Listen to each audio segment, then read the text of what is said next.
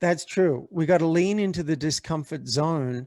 And I want to make the point too. I think it's important that we each find our own edge.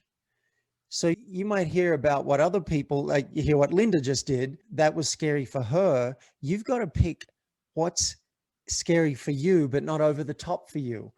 So I've done some extreme things. I've jumped off a mountain in Nepal with a paraglider strapped to my back and flown solo up to 10,000 feet under a storm cloud. That was an edge for me, particularly doing it multiple times day after day. I've been on national television in a kilt singing a song, and I can't sing. I did this on the National Gong Show. That was a real edge for me. But for you, for listeners, maybe that's something for you, or walking over coals, but maybe an edge for you could be taking a cold shower.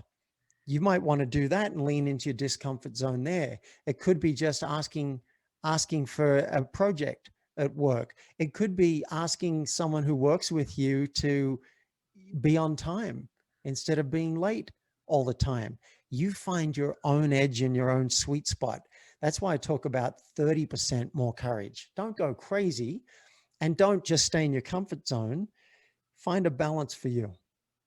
And I think what happens too, and I talk a lot about fear, overcoming fears on the podcast, and so many stories that you could tell. But I think the biggest thing is every time you work that muscle of courage, you get closer to overcoming your fear, and you're getting to the edge of that where you become fearless, where you have succeeded so many times before when you were afraid that you start taking bigger and bigger and bigger leaps.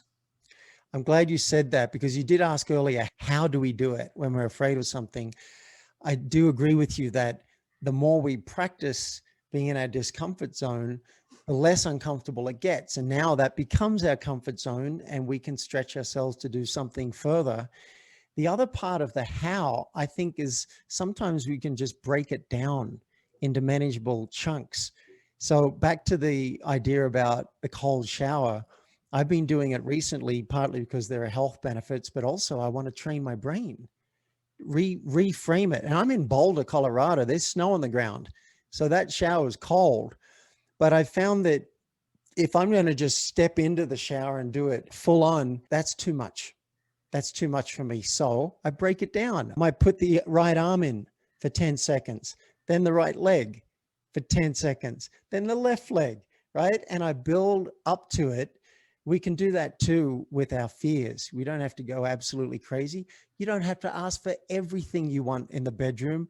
Maybe you just say, hey, are you open to one idea that I float past you, and see if you're interested? If you're not, okay, we'll skip it. We'll go on to the next one. So break it down into chunks. That's one way to do it.